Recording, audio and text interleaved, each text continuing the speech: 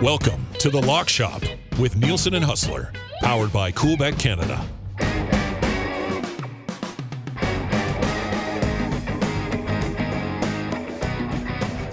All right, what's going on, everybody? Welcome to The Lock Shop. Dusty with you. Haas will be by from Winnipeg Sports Talk before you know it. And Pat Gregoire is popping in today as well because we've got the Open Championship, which we will get to as we work our way pretty much through the entire show today. Open Championship, best bets, final major of the year. You can text us anytime, 780-218-9999, 780-218-9999. And you can also, of course, hit us up over on YouTube as well. We are less than 18 subs away from 9,500. So if you're watching a little bit later on, you're watching live, you haven't subbed yet, we would love the sub there. Hammer the thumbs up as well if you're watching on YouTube. And yeah, and tune in, iHeartEdmontonSportsTalk.com. Best way to communicate with us, 780-218-9999. All right, let's bring in Huss from WST, which will be coming up at the top of the hour. Huss, what's going on, buddy? I see my green screen still up. I like the green screen show. I think it's a great idea today. Well, I'm going to be hitting it on the greens like all of my golfers will be that I will be selecting with our picks later on. So I guess we're just setting the mood. No, I'm good. Like this is always that weird week. And thank God the Open Championship is this week. Like, my God. Imagine like, baseball get going on heading into the weekend. We had the All-Star game last night. How about that bomb by Ohtani? Oh, just a freak. He is just the most incredible specimen. He truly is the unicorn. Can't wait till he's able to pitch again. But anyways, it was a fun couple days. The big story, and just to tell you it's still the anthem. It's still the anthem. From the whole You're right. From the whole thing, the anthem would still be the story. Ingrid's in and getting some help wherever she is. But I will admit, I was spending a lot of time last night just taking in everything I could about the Open Championship. And I saw the Chiefs reporting to St. Joe for training camp. And it just made me realize, you know what? As much as we love summer, we don't want it to end. I think are we 18 days away from? I think we're 18 days away from first preseason game. From the Hall of Fame game, that sounds about right. Yeah, I think it's pretty close. Right. Early August, right? That kind of gets things going. That's always in the first week of the season. You know what's interesting too, and like Andy Reid, always he has really, really hard training camps. And I guess with Travis and Taylor and the large influx of new Chiefs fans, many of them Swifties, that go down to St. Joe's, like just to kind of see the team or whatever, could not believe what these guys go through in training camp. The Chiefs are one of only 8 teams that still go off-site from their facility for training camp. They go to a college. They're all in dorms. Mahomes, for the first time in his career, brought a TV into his room this year because he wanted to be able to play EA college football and he wanted to be able to watch the Olympics. But otherwise, he's not focused. He's not focused on what needs to be done here. He's plenty focused. He's the focus is on a three-peat. Hasn't been done in how was the last team that three-peated? Patriots never did it. The Patriots never three-peated. You'd have to go back. Cowboys didn't. Who was the last three-peat? They're on the verge of history. I'm gonna look that up right now. But anyways, I know what Mahomes is feeling because I caved and got the deluxe edition so I could play it right away. And most of my waking hours for the last 24, well, basically since we did the show yesterday. No three-peats ever.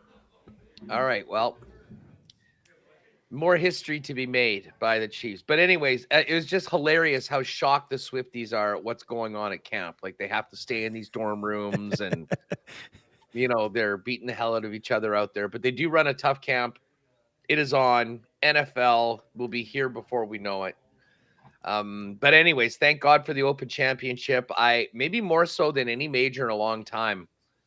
In between incredible games with my LSU Tigers, I have been taking it all in. I've got some bets made already. I'm ready to fire off on a couple others. I've got a couple exclusives ready to go. I'm locked in. You've been sucked in already, hey? Amazing. I love it. Oh, well, hey, the game is awesome. Like, and I get, like, there was a lot of people that were really down on Madden. Is the gameplay basically is the gameplay the exact same as Madden? It's very similar. Like same engine type of thing, you would think? Like, yeah, but it has been improved. I don't think there's any doubt about that. And they've got a revamped passing. They can do the classic passing. I've sort of been doing the revamped. I don't think I'm particularly very good. Like, I ran over some team when I was playing on freshman level. I then moved to varsity. Took a tough loss to USC on our opener, but then beat up some FCS school in week 2. We're 1-1. We're 1-1 right now. Recruiting's going well. So we'll see. Man, that's the best part, the recruiting tool. I can't wait to get. I gotta play this game. Highly recommend the game. I think it's going to be a huge hit. And then I would assume the servers are going to be open tomorrow when things get going, and then you'll be able to go to head. They've got the Ultimate Team as well. That was one of the things. The deluxe edition was more expensive, but you got a bunch of stuff for the Ultimate Team to start it off. So anyways, we're gonna have some fun. But listen, before we get to the golf today, I would need to address this with you. Yesterday, you were online going at it, and I need to know whether this take about Ortiz's son being picked in the 19th round, whether you were being serious or whether this was just an epic troll job where you tried. I do that all the time. I'll say something insane and people come back, and I will, like, often in competitive eating contests, for instance. Yes, of course. I will just lean into it even more and have fun with other people. I mean, are you being serious, or is this a troll job? Well, like, originally it was a troll job, because nobody ever complains ever if any other professional athlete's son is drafted ever. So I was mocking it a bit. I was like, "Oh, Ortiz, this kid gets taken. Oh no, I mean, this is pathetic." And then I was just about to lay down for a nap, and I hopped on Twitter and I saw the one reply. It was just like, "Well, he was taken here and he was taken here." And then I did the math on it, and technically a guy who's taken in the 19th round in the Major League Baseball draft is still going earlier percentage-wise than Bronny James went with the 4th last pick of the NBA draft. So I was going back and forth with this one guy, and I did get fully invested in it. It moved beyond troll job to look at the simple math.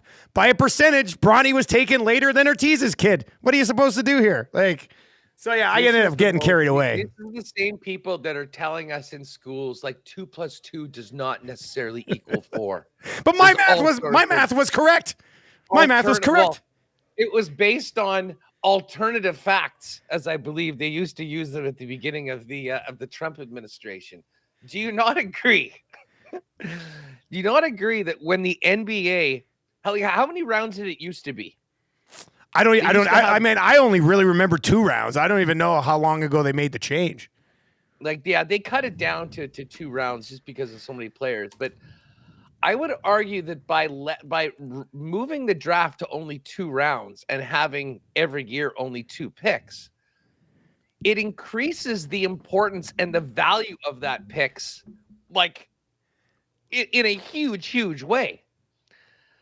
To compare it to a Major League Baseball draft where there's 25 rounds or 20 rounds or something. There used to be 40. There used to be 40. It used to go for like 3 days. Yeah. Is It was one of the greatest, albeit disingenuous. I got the math.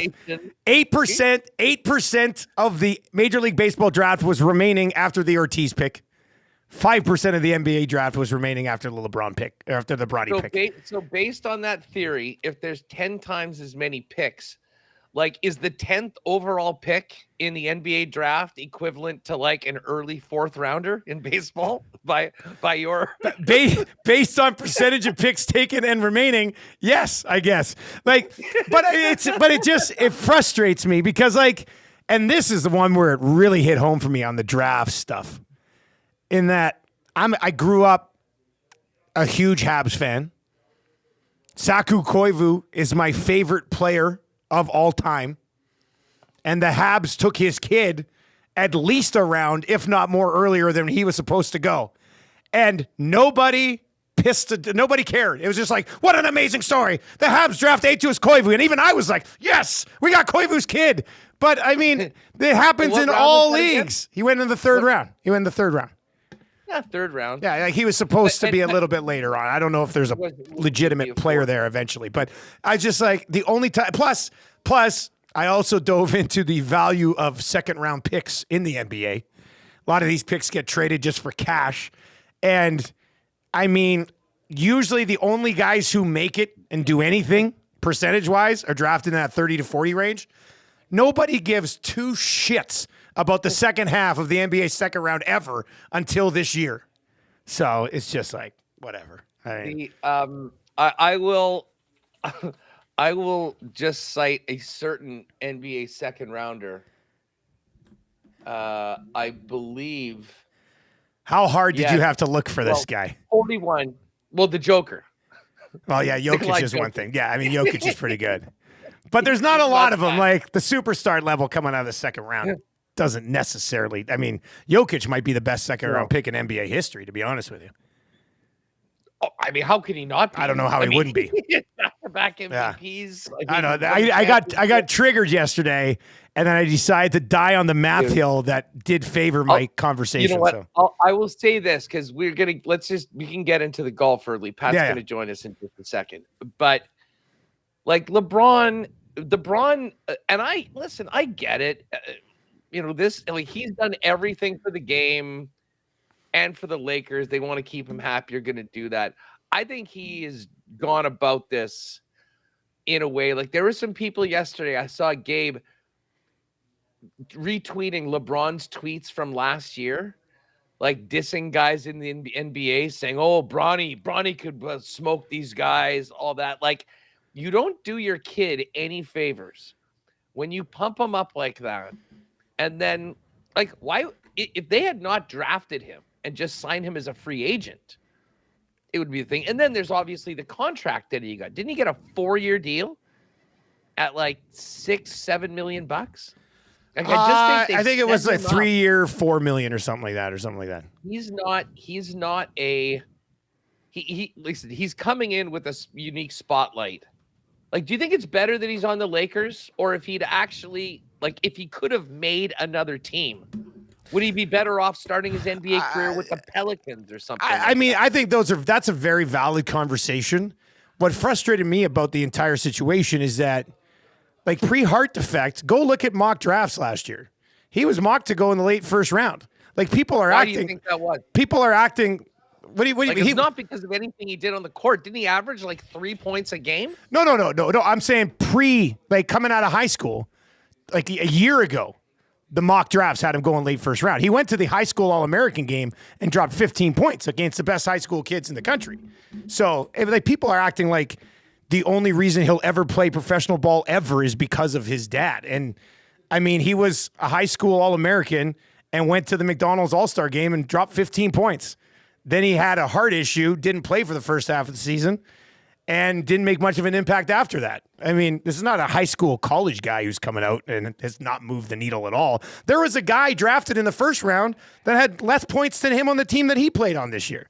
It's just like, I wish people would just let him be. And I know it's the spotlight that he's in because of who his dad is. That'll never happen. But I don't know. I just don't need to see the score after every single game being like, here's Bronny's latest update. I'm like, You want to, nobody wants to talk about him, but everybody keeps talking about him. So it's a weird spot again, to be in. it's the time of the year, right? The summer league is happening. All these young and guys he's going to play G League. Like, it's not like he's going to start or play in the rotation for the Lakers. He's going to be in the G League with all the other second round picks. I don't know why it's such a big deal. Well, I do. Let's see. Yeah, Bronny James got a 4-year guaranteed contract worth $7.9 million with the Lakers. And he's gonna, and he will start his career on the Lakers roster rather than playing in the G League. And I get it. Like, no, he'll be in the G League. He's not starting on the Lakers roster. He's not on their 12-man roster. There's no chance. None. And the only other thing about the comparison of baseball draft rosters to basketball, the other thing is, like, the roster spots are so precious, right? Like, there's so, I mean, you're only having 12 guys or whatever it is on that squad. So if you're doing a favor to somebody and taking one of those spots and using it up, I mean, one could argue that could be quite punitive to it. But I'll tell you what, I wish the kid well. It would be a great story if he did. And I'm sort of with you. I feel for him right now because I think partly just because of the circumstances, but also because of what LeBron's done. And hey, listen, I get it. It's a great story. One of the greats of all time, playing with this kid in the NBA. It's great. It's just, oh my God, does that put a lot of pressure on the young man now that everything else has been done? And I think he's probably going to be judged a lot more harshly than regular younger players in the NBA right now. But those NBA discussions can happen later on. Yeah, we got too much to do today. We got to get Pat in here. I got a double page of notes. I need to apologize to Pat Gregoire for us getting off on an MLB draft, NBA Bronny tangent. But let's bring in P. Greggy from Coolbet, of course, our exclusive betting partner over here at Edmonton Sports Talk. If you've not yet signed up for an account at Coolbet, do so right now. Go to coolbet.com. Use the code LOCKSHOP when you do sign up. You get a 100% deposit bonus on your initial deposit up to $200. And hey, if you want to hop in right now, the boys have been rolling with the golf picks, and we're going to try to bang out another winner here to follow up on the Bobby Mack at 40-1 last week. P. Greggy, how are you, buddy? Doing great. I felt like a wrestler by the rope, waiting for that hot tag, waiting through all the MLB discussion, the Bronny J. Okay, now I'm tagged in. Yeah. Let's go. Let's go. Give it to me. Give it to me. Like, I gotta have it. Like, yeah. You do. Well, you're in. You're in. Huge pop for Pat coming into the lock shot today. Maybe the big pop's coming here, but I mean, the big pop should be coming for Huss. He is coming off that big victory. Yes, he is. With Bobby Mack. I know a lot of folks that maybe weren't on Bobby Mack probably were a little bit not pleased with the drop situation, but those that were backing that pick absolutely turned a blind eye and would take the victory, no asterisks aside. So, okay, Pat, I have to ask you about that. I obviously was quite happy that the rules of golf conspired to get him that drop. I will admit, if I was on one of the other guys, if I was in Adam Scott better, or even if I was just watching it, I would probably be wondering, what the hell? I've never seen anything like that. How do you get a sprinkler in the middle of a course bush? Well, first off, those bushes look like they've never been sprinkled once in their lives. It was dead, basically oversized dead grass. The sprinkler hasn't worked in 30 years. It was a different part of the course at that point. Like, I mean, kudos. You do anything to win.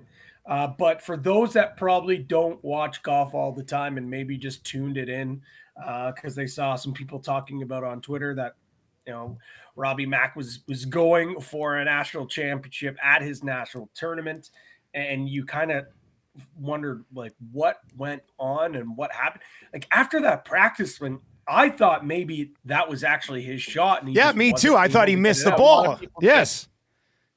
So no doubt the golf purists were going nuts. But this is I get it. There needs to be some issues addressed when it comes to rules and rules officiating of the PGA Tour. But let's not forget that a lot of these quirky rules and things like this happen, kind of make golf a unique sport.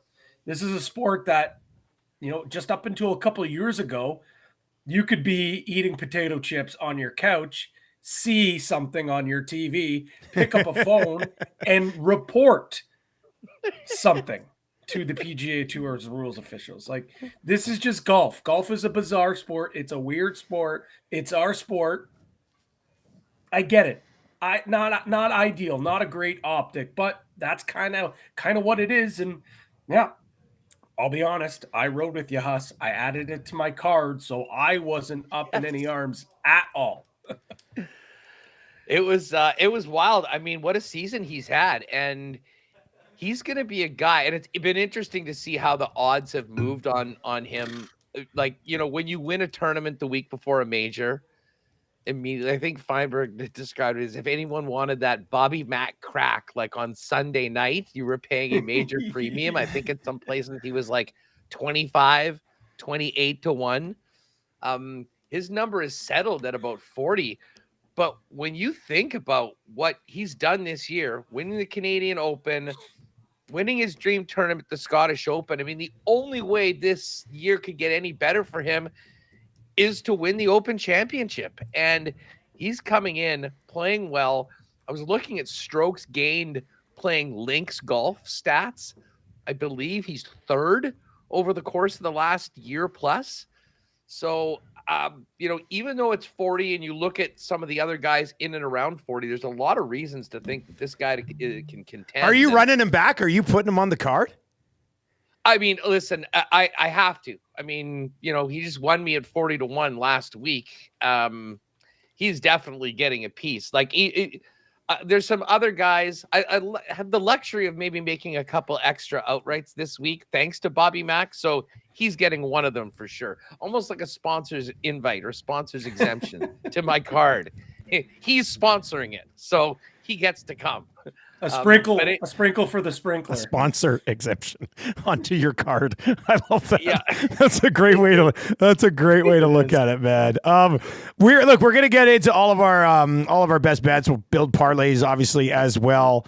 Patty, what'd you think of Tiger yesterday when they were asking him about Montgomery? And he was just like, he goes, I've won. I've got an exemption till I'm 60. He doesn't. So like, I thought that was classic. I thought it was amazing. I thought it was so Tiger, cold-blooded, cold-hearted.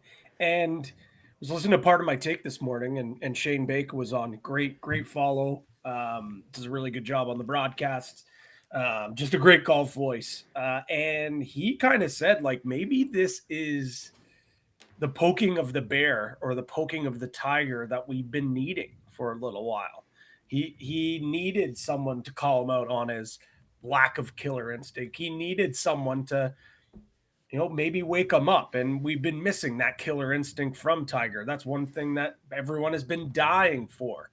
Maybe that's the little wake-up call, and maybe this is something that will allow him to have one of the better results that we've seen. We see him play really well on Thursday and Friday, falling apart on Saturday. And a lot of that obviously has to do with his body. But we have seen guys at this tournament, you know, old men be able to figure it out. And I think that if there is a major tournament that Tiger is going to compete, and I'm not saying he's going to win, but maybe have a strong showing from Thursday to Sunday, this is the one. And now you add a little bit of fuel to the fire, put some fire back into that belly that's kind of been missing it for the last little while. I'm excited to see what happens here. Like, I truly believe that this could be a motivating factor for Tiger. And just the way he replied was just in the most Eldrick way possible. Hey, what, you know, and Tiger's 2-1 to make the cut. So if you do, I mean, I think that's the simplest way of getting a little piece of Tiger right now. If you want to have it plus 200 right now and then make the cut bets, you know, I'm just looking, we've only seen this course twice in the Open in the last 20 years. 16 was arguably the greatest head-to-head showdown in Open Championship when Henrik Stenson and Phil went toe-to-toe, if you recall that. And Phil didn't lose it. Henrik Stenson just went and won it. And that was the height of his career. Incredible win. But you go back to 2004, I mean, Todd Hamilton won it. I mean, who was about as mid-average or below mid-average PGA Tour player. Like Pat, when you look at this, look at the history of Troon right now, but also knowing how this has sort of been a big boy tournament for a while, and we haven't had a lot of. I mean, listen, Brian Harmon did win last year. It just seems there's more variance in this tourney. Like, obviously, we're going to be looking at many of the top players, but Troon, for a number of reasons, seems to open it up to some other parts of the field and maybe eliminates that massive advantage that the hugest of huge hitters have at things like the U.S. Open and the PGA. Well, I think, again, I'm going to steal another analogy from Shane Bacon here. The way he described the majors in football terms, he broke it down for the PMT guys.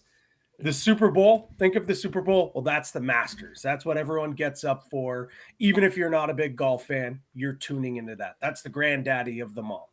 The U.S. Open, a little bit more like what you would see in the divisional series.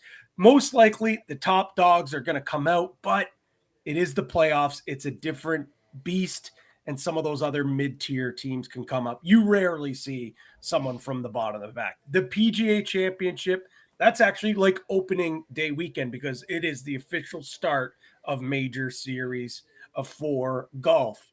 Well, what is the Open? The Open is that snow game in December or January, and literally anything can happen because when the weather gets going, anything can happen. Some teams, some players, LaShawn McCoy, best snow player of all time.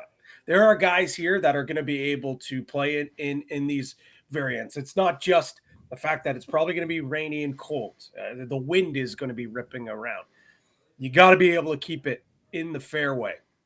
You don't have to be super long. Like the U.S. Open and even now Augusta, really.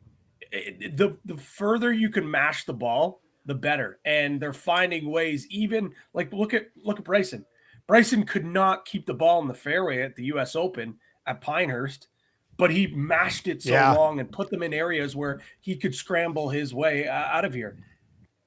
You don't need to hit it long here. You can hit it just in the fairway, find fairways, and the guys that are going to mash it are probably going to have to dial it back anyways. And I think we're going to see a lot of irons off the tee. I think we're going to see some 3-woods off the tee here. So maybe some of those guys that you really like that you weren't able to bet at, say, a U.S. Open or even some of these signature events where if you can really mash the ball, you have an advantage. This is what comes out. And this is why some of those older golfers, maybe they don't win, but we'll randomly see an old guy in his 50s finish on the leaderboard or play really well this Sunday, finish in the top 10, the top even 20. There are just so many different variables that this is why when I built my card, yes, in today's day of golf, there's just so many elite players at the top. I still grabbed a couple of those guys. But I think in any major, if we're going to see someone from 75 to 1 and up, there's a good chance that happens. Look at Brian Harmon. He was 100 to 1 last year. So because that happened, I had to take someone who was 100 to 1 and north. I bet I know who it is. I think you probably know. I think I might have a little piece of him as well. Hey, we should mention to everyone, this is the final dance for the Coolbet Majors contest. So when you're making your selections, click the Majors box for any $10 bet or more. You'll get points. You can find out the full details in the promo section. And I should remind you, if you're making a bunch of like a few outrights, and this happens more on the desktop, I think, than the phone, but sometimes you'll make your first one and then you go to make another bet and you won't see the green box for the Majors contest. Go click on the promotions tab. You'll see the Majors. It'll say bet now. If you click that, take it, and that thing will be there. So it'll avoid you. I've gone a number of different ways on this. That's the simplest way. If you're firing off multiple bets or outrights, just go back to the promotions tab, click bet now. It then takes you to the Open. When you click whatever you're going to bet, you'll be able to hit that tab and tabulate more points. Well, Patty, why don't you lead it off? I mean, we're just past 12:30. I think we've got a lot to get to. How is the P. Greggy card looking for Troon? It's shaping up. It's certainly shaping up. I think I've sprayed 4 or 5 so far. I think I probably get somewhere around 8, and that's not even including any group bets, top placing finishes, head to heads. I'm really excited for this one. I think there is a lot of opportunity. I said though I was going to take one of the top dogs, just because I think that's where we're at here in this stage of golf, and I'm going with Ludwig Oberg, 16-1. He is just so damn polished. I feel like every time I bet this guy, I say, wow, what a course fit this guy is. And it's true, though, because he is so well rounded and there is just no weaknesses to his game. And you can just tell by the analytic numbers. He's 6 in stroke gain total, 14 in stroke gains off the tee, 10th in approach to green, 17th in greens and reg, 4th in total driving, 14th in scrambling, and 6th in bogey avoidance. All of these key metrics going to be very important when playing at Troon. In 15 starts this season, Aberg has 7 top 10s, 4 of them inside the top 5, including last week at the Scottish Open, the Memorial, and the Masters. So there's two pretty big events there. And then, of course, the Masters, which is a major. Feels like this is a great spot for him to break out. Just the fact of the matter is that he is a European player. He has had success in link golf. And let's not forget, you talked about 2016, the last time Troon was played here. Who won that? Henrik Stenson. Henrik, the Swede. His fellow countryman, a man who he has said has looked up to his entire life, still continues to look up to him. Even earlier this week, he said he believes that that day that he won should have been acknowledged of a national holiday. That's how important it was for him. So I think that he can replicate something that his fellow countrymen did. And at 16-1, I think there's a lot of folks, including the books, that are starting to think that maybe the 24-year-old hasn't figured out a way to finish on Sundays. I'm not worried about that. I'm not worried about that one bit. And I actually think that we've seen him bounce back. We've seen him forget about, the bad Sunday. It's happened a couple of times. This Sunday at the Scottish Open was no different. I think he puts that in his back pocket. So I actually also like him first round leader at 25-1. He's been inside the top 4 in round 1, 4 of his last 6 starts. He's averaging 68.73 in opening rounds on the PGA Tour this year. That's good enough for 6th in round 1 scoring average. So I think he's going to put that in his back pocket. He's going to come out guns a-blazing. It's an emotional start for him, with obviously Stenson getting it done at this place back in 2016. So those are 2 of my bets for Aberg there. Going with another guy that I think, Huss, you guessed one of them on my card. I think you probably had a feeling that this guy was going to be on my card as well. He was on my card last week, couldn't get it done. I think he has a real good chance to get it done here. And that's Tommy Fleetwood. Tommy Ladd, you can make a strong case that he is the best links golfer in the world. And he's had some phenomenal finishes at the Open. Just hasn't been able to get it done yet. Here is his last 5 finishes. T12, 2, T33, and T10. Couple great tweets as well from our boy, Justin Ray. He has the most strokes gained total per round at the Open since 2018. 2.34. He also has the best cumulative score to par at the Open since 2018 as well, minus 32. Literally everyone in this field, he's better. He's also better by a half a stroke in that one area as well. So we know he hasn't been able to get it done, but this is a guy that is always sniffing it around. And I think we are actually seeing him play some of his best golf, collectively, that we've seen in a long time. Plays great at these majors. I think he has a legit chance to get it done here. We know how important links golf is, being able to hit those low stingers, be able to play with the wind. He grew up playing this style of golf. I think it's a great spot for him. I'm going to stick with another Englishman. Live golfers have been great to me so far this year. Tyrrell Hatton, best championship appearance, came back here into 2016. He finished a solo 5. That's not his best Open finish, but he's had some great finishes as well at the Open Championship. T16 in 2019, T11 in 2022, and then last year just finished inside the top 20. He's also playing really good golf, and I know it's on the Live Tour, but I'm taking it for what it is. He won in Nashville last month and then followed that up just last week with a third-place finish in Spain. So this is a guy that I think has been playing really good golf. I was really struggling to find his groove at the start when he joined Live, but he's really found his groove. And at 28-1, I think it's actually a really good number on a guy who has some really strong form. Huss, permission to bet big game Tony. Can I get a piece of Tony Finau here? Because hey, you know what? You'd be crazy not to.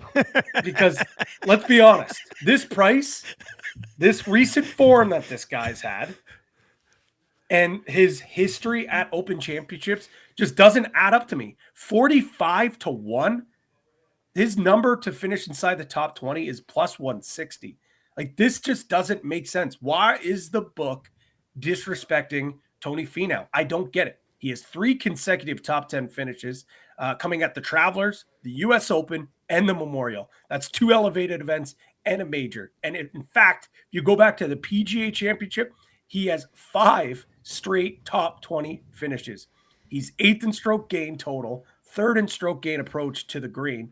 And this guy just has had great course history here as well. T18 back in 2016 as well. He's finished inside the top 20 in 3 of his 6 Open appearances, including his best major appearance. That was a 3rd place finish in 2019. Last, but certainly not least, Huss, you guessed it. Everyone in the chat probably guessed it. Akshay Bhatia. I was waiting. 100-1. This value, again, just does not make sense to me. He is one of the, you could argue, the breakout star of the PGA Tour this year. He's already got a victory here. And I like the course fit for him, actually, as well. He's an elite ball striker, finds the fairway on a consistent basis. He really, really has what it takes to win at an Open Championship. He also has a lot of history playing in windy conditions, which is huge here. I just imagine, like, when you think of a Akshay Bhatia swing, he's a pure flusher, but he's also got those low stingers in his bag. And on the back 9, the wind really gets whipping around. He's going to have a few of those in his bag. And as I mentioned, this guy is on the precipice of really breaking out and becoming a superstar. He's probably going to be on the President's Cup team. He's got to win. Let's be honest. He probably should have 2 wins. We don't forget what he did at the Rocket Mortgage a couple of weeks ago with that 3-putt. He also, I think that makes him more dangerous. I think that makes him more dangerous. Sometimes you got to lose that way to help you win in the future. I'm more bullish on Akshay having won the way he did earlier this year, and then having that near miss. It hardens you, and you need to be hard to win the Open. 100%, Hassan. I think the way he bounced, or not bounced back, but the way he handled the media as well, he was very calm, very cool, very collected. And I think you are totally right. If he was to have won that tournament, his numbers probably slashed in half here, and he's at 50-1. He's somewhere sniffing around there. Instead, we get him at 100-1, and I've seen him down even as low as 85-1 at some books. This is the best price that I've seen on Bhatia all week long. So no doubt, no brainer there. A top 20 for Bhatia as well. Like, I'm unloading the clip on Bhatia. Top 20 plus 325. Top lefty plus 300 for the top lefty here. How does that make sense? I get it. Brian Harman is the defending champ, but to get him at plus 300, 3-1 to be the best lefty in this field, that was a no-brainer for me. That might be my favorite bet of the entire week. Yeah, the one guy that Bobby Mack's a lefty. So he's I mean, I look at those two guys. I'm not on Harmon. But listen, that's an excellent lineup to kick things off for the Open here. So I had Byron Lindeque on yesterday on the show, who is he does a show on the Mayo Media Network, Back Nine Bets. He's a South African dude that came over on a golf scholarship, stayed in the States. Really, really fun guy to have on. You should give him a follow at The Model Maniac. I'll give him a shout out. Does some really neat research and stuff in.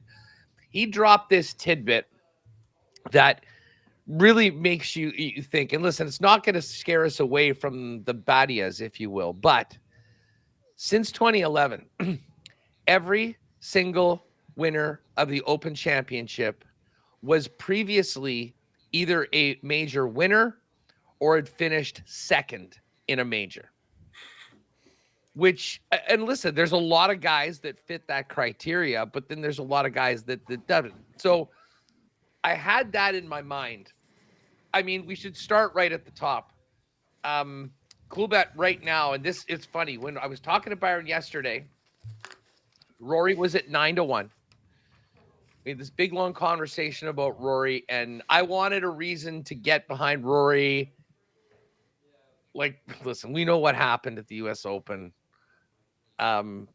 We talk about being hardened. I mean, Rory's been hardened for a decade of near misses and whatnot. I mean, you want to talk about an incredible redemption story and a guy that's incredibly focused. It's going to be him. He's got all this. So anyways, I really like Rory. I looked at it later on last night. It was down to 8-1. He's back to 9. And listen, for what you'd have to bet to kind of get what you normally like to return, you know, going from 8-1 to 9-1 is significant if you're betting 40 or 50 bucks or something on it. So I'm of the guys at the top of that group, I am taking Rory McIlroy. He is like, if I had to make one bet, if it's all riding on one guy, Rory is it. And it would be so great. Like, I would be happy for him even if I didn't have a piece of him. Like, I was really cheering for him last time, and I didn't have him. I want to have him at the Open. So Rory at 9-1 is coming in. I then sort of dropped down, staying on that T2 or better. Like, I didn't need a reason to bet Tony Finau. But listen, he has been right there. He's been good. He's been contending. His game's in a good spot. He has played well at the Open Championship before. I think the slow greens is somewhat of an equalizer. Like, if his putting, like, it'll be easier to sink putts. The bottom line is you got to get there. You got to hit the smaller greens. Tony's good at that. So I won't get into it more than you said already. I will, though. You mentioned the putter. Three straight events that he has gained strokes with his putter. And that's a great point, because I think that's what everyone really points out, that come Sunday, you need to make some putts, and Tony kind of scares you there. But I'm with you. These greens, especially if it's, which we're hearing, all things considered, there's going to be some rain on the weekend. I think that just plays more into his favor, no? No, well, for sure. I mean, listen, he's got the confidence right now. He's ready to do it. He's certainly had his fair share of second place finishes, including in majors. So we're going to get to Tony. And listen, the other guy at 45-1 that I jumped on at the same point is Tom Kim. Tom Kim's been sniffing around the winner's circle. Tom Kim, people probably forget, was second in the Open last year. He finished second in last year's Open Championship. And this is a guy who's such precocious talent. He's going to pop at some point. He certainly has the game. And, you know, I think about his playoff with Scotty Scheffler earlier this year. You know, it was all sort of lovey-dovey. I think Tom comes in maybe a little bit more all business. And he can do it. So listen, I want a piece of Tom Kim at 45-1. The one guy that I have not bet yet, but it's going to be almost impossible not to. 28-1 on John Rahm. at the Open Championship? It's wild. I mean, that's how much he's fallen recently, right? Like, because that's a crazy number. A crazy number. It's a total overreaction. I think it's a total overreaction. I'm not saying he's going to win, but listen, Jon Rahm has been, and listen, you know me, like I don't put much into the live results. Like, oh, he's got a whole bunch of top 10s. Oh, I mean, okay.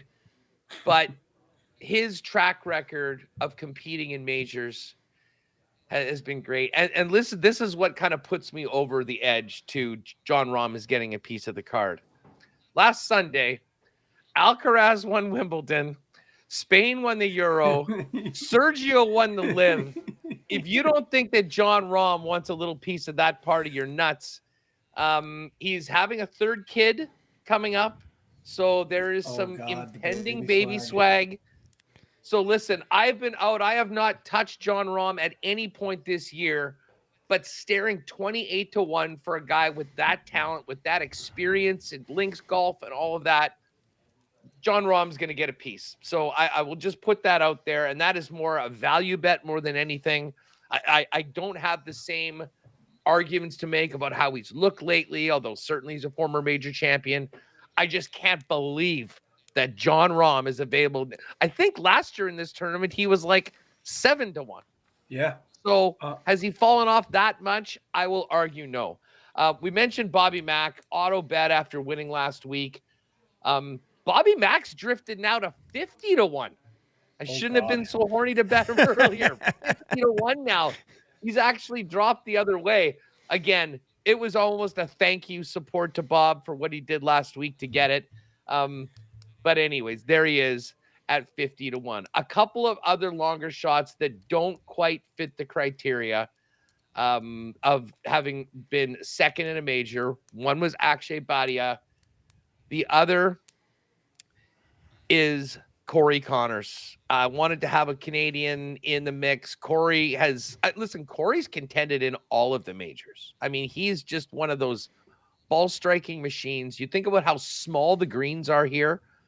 Like, you know, people are freaked out about Ludwig Oberg. I mean, the only Achilles heel he has is his chipping. Well, you know what's a great way to not chip? Hit the green. and listen, Corey's a guy where his putter can really be his worst enemy. And I think that the fact that these greens are going to be slower and maybe a little bit kinder to putters like Corey, I think put him in a good position. So he is at 80-1 right now. And one other bet that I fired on last night that I just, you know, the more and more I heard a bunch of people talk about him at the number, it has since dropped, but was Louis Oosthuizen. And Oosty, we've seen these veterans, these wily veterans come before. I mean, I'll be honest, I haven't been paying too much attention to him at Live so far, but he's been good. Him in I believe the Stinger GC, excuse me, pretty strong with the South Africans. He was at 100-1. It's 80-1 right now. So we'll get a little touch on him. But listen, my favorite bets, we're going to put a bigger chunk on Rory. We'll put something on Jon Rahm, Finau and Tom Kim at 45-1. And then longer shots, Akshay 100-1, Corey Connors 80-1, and then included the Louis Oosthuizen. I do have two, and you know, I'll throw this to you guys afterwards, and maybe we can get it up. I spent a long time trying to put together a massive make the cut parlay, and I finally got it up to about 11-1.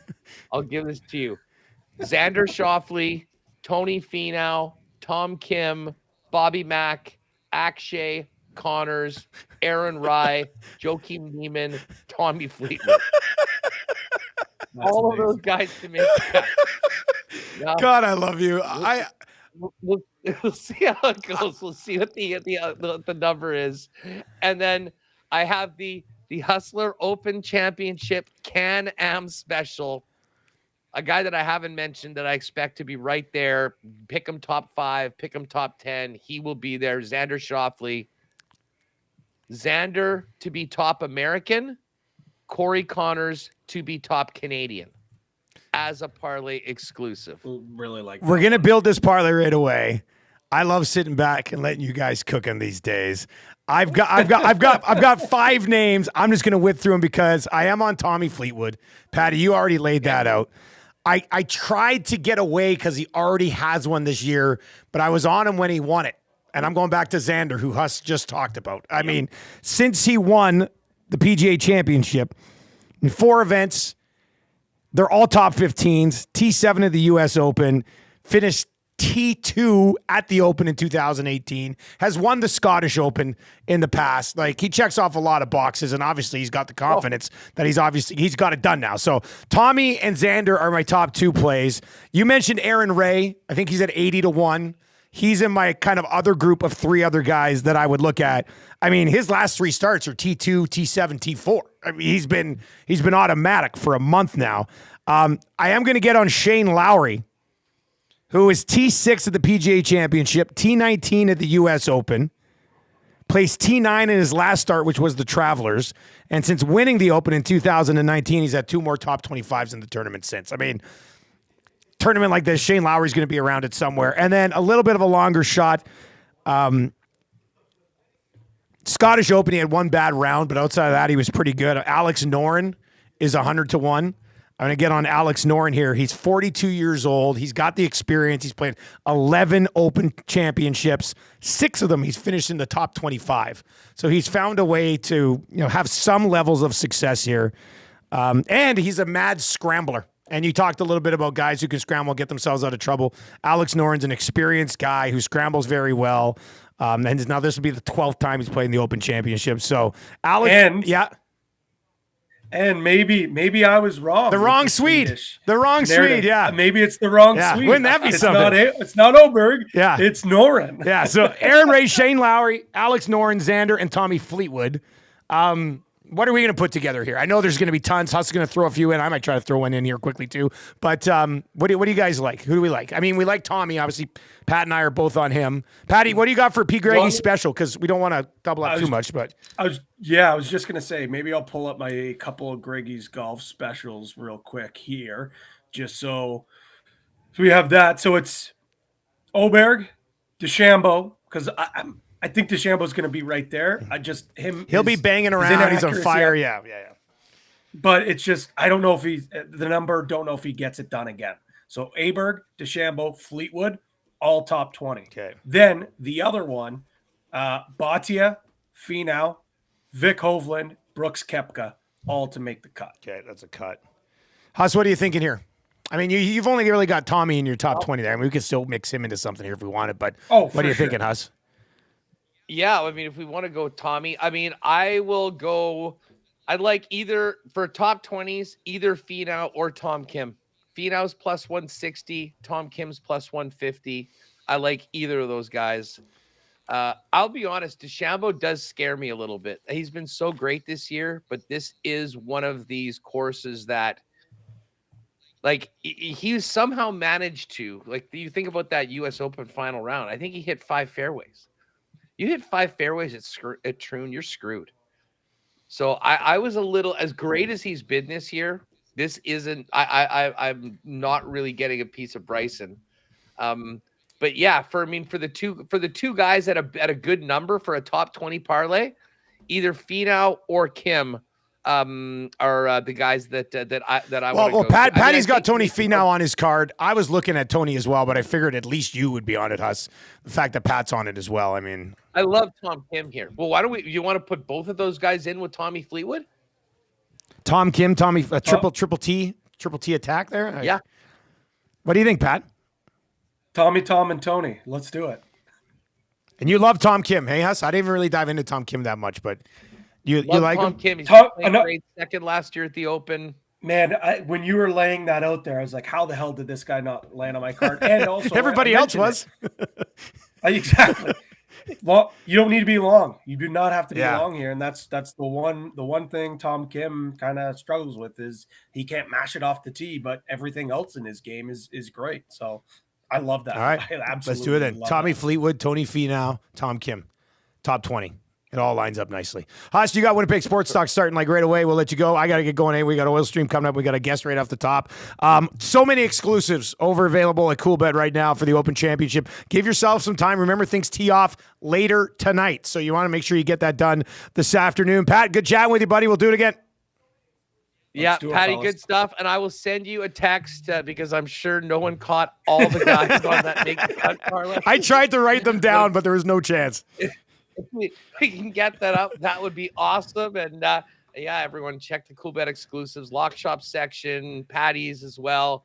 Let's get it. And you know what's going to be fun tomorrow? We'll be doing the show at noon, and we'll basically be pretty much finished the first round. We can get right into it.